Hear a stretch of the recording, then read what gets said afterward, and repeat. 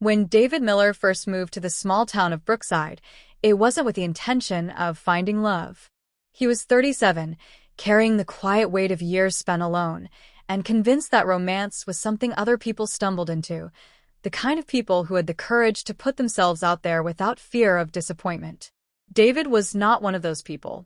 After his last relationship ended, David had built a fortress around himself, brick by brick, out of long work hours, hobbies that kept him busy, and an apartment so quiet he could hear the ticking of the wall clock like a drumbeat. Days turned into months, months into years. Soon, the idea of being with someone wasn't just foreign, it was intimidating. The longer he went without a relationship, the more he began to wonder if he even remembered how to let someone in. Brookside was supposed to be a fresh start. He'd taken a job as a history teacher at the local high school, imagining he would keep to himself, read in the evenings, and maybe join the local hiking club when the weather was nice. But life, as it often does, had other plans. It started one Friday afternoon in early September. David was in the teacher's lounge, sipping burnt coffee and grading papers, when a voice broke through his concentration. "Do you always frown that hard when you're grading essays? Or is today just a special occasion?" He looked up to see a woman about his age leaning against the counter with a paper cup in hand. She had shoulder-length auburn hair, kind hazel eyes, and the confident posture of someone who had spent years in classrooms. "Depends on the essay," David said with a half-smile. "Some of these kids think history is just a list of TikTok trends." She laughed, a warm, genuine sound. "I'm Rachel Bennett. English department." David shook her hand. "David Miller. History." From that brief exchange, something stirred in him. Something he hadn't felt in years. It wasn't just attraction. It was the way Rachel looked at him, as if he wasn't just another colleague passing through the hallways.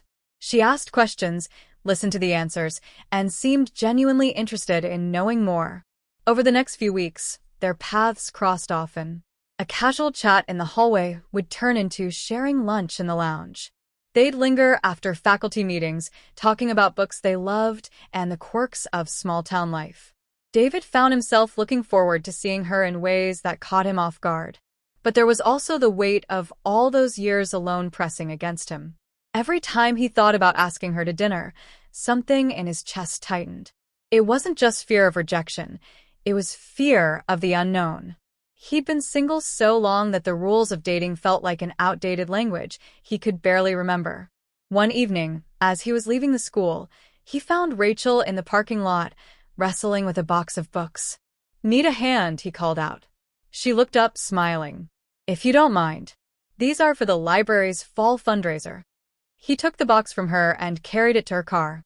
When he set it down, she leaned against the door, studying him with that same warm curiosity.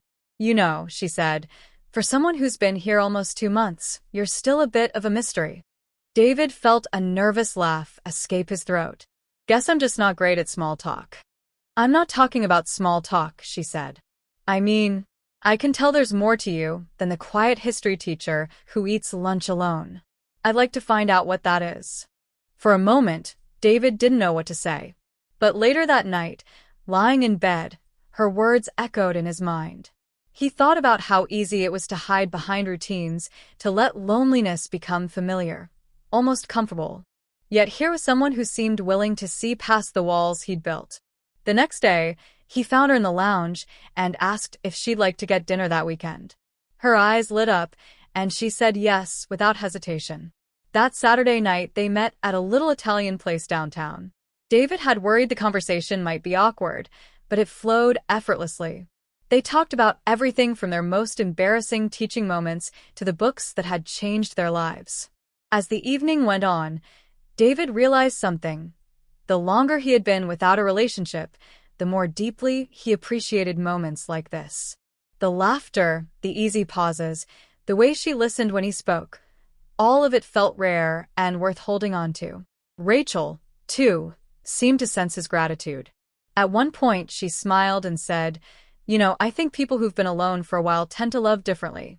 Not better or worse, just deeper. Like they understand the value of it." David nodded, feeling the truth of her words. Over the next few months, their connection grew. They went hiking in the autumn woods, shared coffee on Saturday mornings, and occasionally stayed late at school just to talk in the quiet hallways. David began to open up about his past, about the heartbreak that had made him retreat, and the fear that he might never find someone who understood him. Rachel didn't try to fix him or rush him. She simply stayed, patient and steady, making it safe for him to step out of the shadows he'd lived in for so long. By spring, David realized something had shifted inside him. Love didn't feel like a risk anymore. It felt like a gift. And he knew that the years he had spent alone hadn't been wasted. They had taught him how to recognize something real when it appeared, how to cherish it, and how to never take it for granted. One evening, as they walked along the river, Rachel slipped her hand into his. He looked at her and she smiled in that quiet, knowing way. "The longer a man has been without a relationship," she said softly, "the more he knows what it's worth." David squeezed her hand, and the more he realizes he doesn't want to let it go. For the first time in years, David felt not just the possibility of love, but the certainty of it, and that, he knew, was worth every moment he had waited.